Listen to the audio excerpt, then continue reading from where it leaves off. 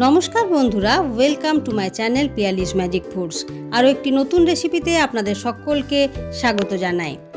আজকে ছোলে ভাটুরে রেসিপি আপনাদের সাথে শেয়ার করব। ছোলে ভাটুরে আমাদের সকলেরই একটি অত্যন্ত প্রিয় খাবার।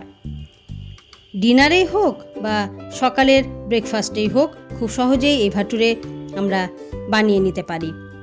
ভাটুরে সাধারণত ময়দা থেকে তৈরি হয়, কিন্তু আজকে একটি অন্য ইনগ্রেডিয়েন্ট দিয়ে আমি ভাটুরের রেসিপি ট্রাই করব, যেটা খেতে কিন্তু অপূর্ব লাগে এবং আপনারা দেখতেই পাচ্ছেন কি সুন্দর ফোলা ফোলা ভাটুরে তৈরি হয়ে যাচ্ছে।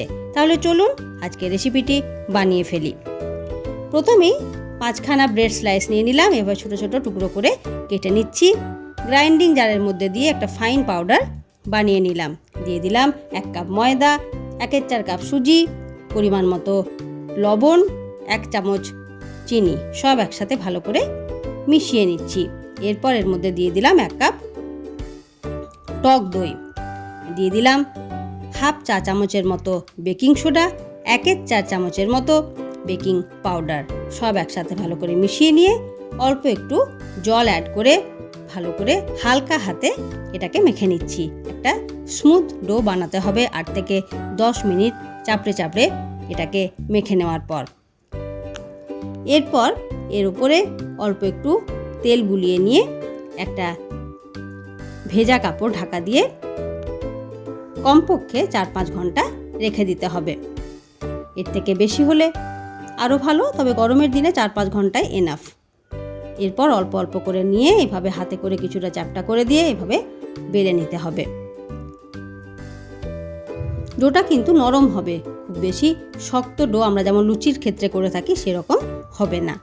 এরপর একটি কড়াইয়ের মধ্যে তেল গরম করে তার মধ্যে 2 পিঠ ভালো করে ভাটুরেগুলোকে ভেজে নিচ্ছি।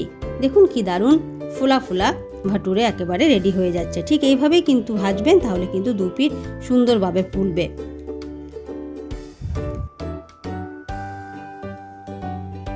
এর সাথে অবশ্যই দিতে হবে ছোলে, স্পাইসি ছোলে, তার সঙ্গে গরম গরম ফোলা ফোলা ভাটুরে। এই ছোলের রেসিপি আমি আমার নেক্সট ভিডিওতে আপনাদের সাথে শেয়ার করব। আপনারাও বাড়িতে অবশ্যই এভাবে পাউরুটি দিয়ে ভাটুরে বানিয়ে নিন। আশা করি আপনাদের এই রেসিপিটি অবশ্যই ভালো লাগবে। যদি ভালো লেগে থাকে আমার রেসিপি, তাহলে লাইক, শেয়ার এবং অবশ্যই একটি ছোট্ট কমেন্ট করতে ভুলবেন না বন্ধুরা।